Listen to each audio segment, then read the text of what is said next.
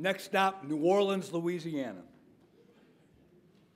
It's an understatement to say that Kelly Orians is an unlikely candidate to have built what she calls a business incubator for those leaving the infamous Angola prison farm in Louisiana. She's a Colorado native who attended law school in California and only found her way to New Orleans in the aftermath of Hurricane Katrina. It was then that she began to volunteer her services at Citizens for Second Chances, a project to assist juvenile offenders serving life terms in Angola, which still operates to this day very much as an antebellum plantation with prison labor. Her focus at the time was on extreme sentencing reform, reducing sentences. Over time, she was drawn toward the goal of effecting change in a real way. Those are her words. Rather than focusing on public policy, she focused on individual change. I think all of our award winners are in that game. For her, that meant helping to create avenues for those fortunate enough to be released from Angola to avoid returning to criminal life. She found a sympathetic partner, an experimental New Orleans reentry court, willing to turn to her to help the minority of Angola inmates not serving life sentences. Kelly's focus, helping those she calls FIPs, formerly incarcerated persons, start and expand their own businesses. Today, that's not just a dream, it's reality, and many of those business owners are with her at that table.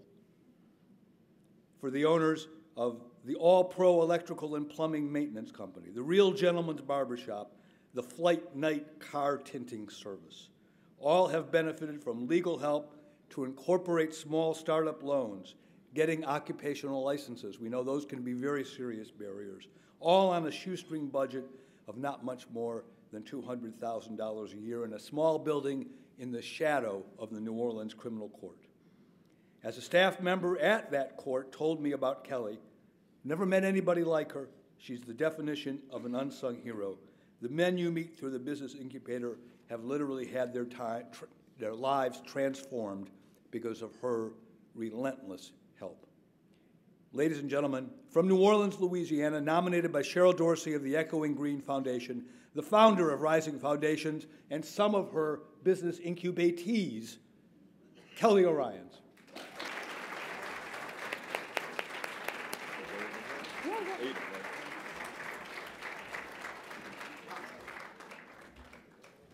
Thank you so much. Thank you, Howard. Thank you so much. I have to tell you, being about 1,000 miles away from my adopted home in a room full of most folks I've never met before, being able to talk to about our work is absolutely surreal and without a doubt a highlight of my life. Tonight has been absolutely lovely. The spread, the company, everything has just been beautiful. And unfortunately, throughout the course of it, I started to realize that we were terrible hosts to Howard when we were in New Orleans. And that's doubly unfortunate considering that as, Southerners, adopted Southerners, we kind of pride ourselves in hospitality. And instead of delicious food and music, we took Howard to the real New Orleans. The side of New Orleans that your Airbnb host or the Visitors Bureau is definitely not going to tell you about. At one point during his visit, we actually were on a rather infamous block in Central City, New Orleans, which is currently home to at least 8% of the incarcerated population in New Orleans. This is one of those blocks that folks born and raised in New Orleans refuse to even drive through.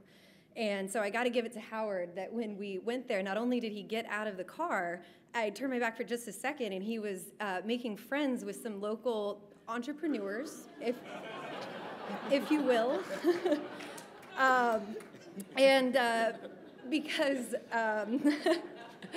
Because on a serious note, yes. On a serious note, this block is one, and it's a block where we actually own a home that we are in the process of renovating, and it's a block where heroin is actually still openly used and sold on the street.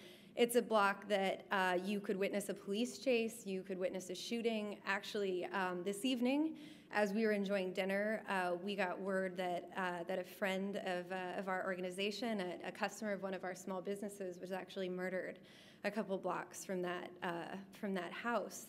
And I think that is why, in many people's opinion, it's a block that's beyond repair, and the people who occupy it are just beyond redemption. So naturally, that is where we've chosen to expand our operations. A year ago, we made the decision to take the task of renovating a 160-year-old home right in the middle of that block to create additional space for our transitional housing and reentry programs, as well as commercial space for our small business owners to be able to pursue their entrepreneurship. It's because of the reputation of this block that it's where we knew we absolutely had to be. And clearly, by being here tonight, Howard and his colleagues at the Manhattan Institute are either as crazy as we are, or they really get what we're trying to do and what we're about. Because at Rising Foundations, that's what we do. We're attempting to stop the cycle of mass incarceration that has led us to having the highest per capita population of incarcerated people in the country, and we're attempting to stop the cycle of violence and the cycle of poverty that results from this. We're here for the folks that society has written off. We're here to, instead of judging formerly incarcerated people, instead of calling the cops on people that use and sell drugs, we walk up to them directly and we ask, what's going on? What can we do to help you help yourself? How can we share what we have? And it's not much, but we certainly have more than a lot of people we know, to allow someone to find some independence and some sustainability outside of the illicit economy. It's certainly not simple, but it's working. And so before I close this evening, I had to share this opportunity with my friends and colleagues who are on the stage with me here tonight, and I want to introduce them to you, and I hope that you'll join me in applauding them when I'm done, because without them, I would absolutely just be another New Orleans transplant with a lot of passion and a law license, and a problem that had been identified but would have no legs to go out and solve it, because with the exception of myself, every single person that works with Rising Foundations has been through what our clients face. So Derek Parikh is a certified optician who, while he was a prisoner at the Louisiana State Penitentiary at Angola, his job was to make eyeglasses for every prisoner in the state. When he came home, he is now a business owner. He owns Custom Optical New Orleans. He's one of our trained peer mentors, and he also coordinates our small business incubator program.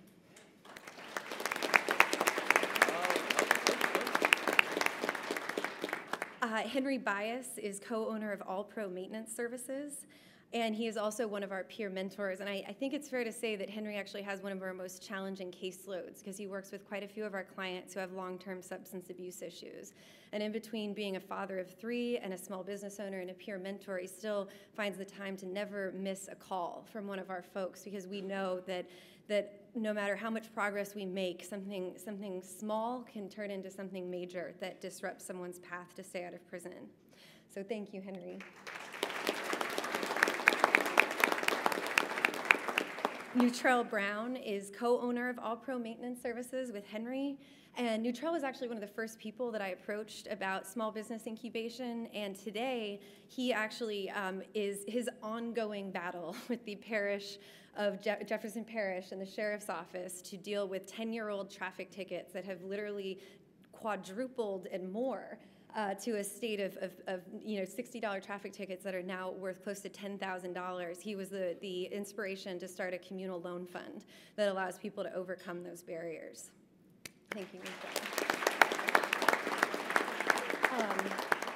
Daniel Tapia spent 12 years in prison for a crime that he did not commit. Because of his wrongful arrest and wrongful incarceration, he actually survived Hurricane Katrina and the catastrophic flooding of New Orleans from inside Orleans Parish Prison.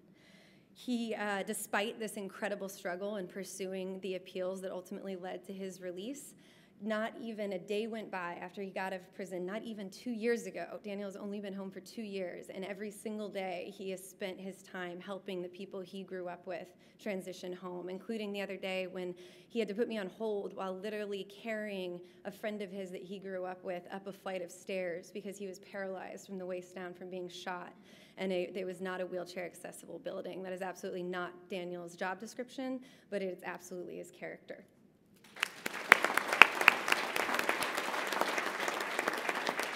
Daniel is actually how I came to meet Terrell Scott, who is the owner of Flight Night Window Tinting and actually my first ever legal client. He was actually with me the day after I found out I failed the bar for the first time. Thank you. It was a tough day for all of us. I eventually passed, or like the record, I'm a licensed attorney. Thank you. Yes, thank you.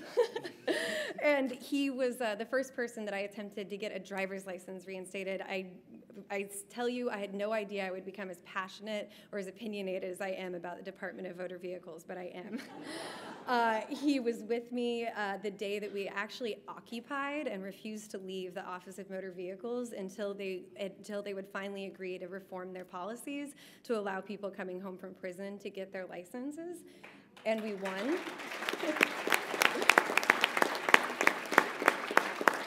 And the day that Terrell got his 5-year full Class E driver's license is still, without a doubt, my favorite memory as a licensed attorney. At 34 years old, Doug DeLosa was wrongfully convicted of murder and spent 14 years in prison.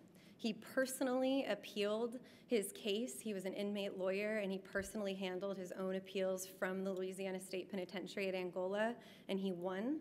But despite the fact that he had extensive employment history, was self-educated with the law, he was denied jobs by thousands of employers when he came home. When we finally were able to hire Doug, he spent every day of the last 3 years that we've been fully operational helping other exonerees transition home from prison, literally rebuilding someone's house with his own 2 hands and funds that he helped raise to make that happen.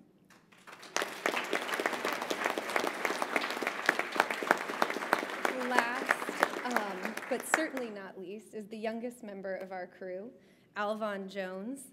He is the owner of Detail Dat Mobile Car Detailing and International Hauling, and as a teenager in Orleans Parish Prison, actually had the courage to challenge our fairly infamous sheriff to change the way that we treat kids in prison. And because AJ, we call him AJ, was willing to take that step, and it was a very brave step to challenge the sheriff while you're still incarcerated, he has literally saved lives. Thank you.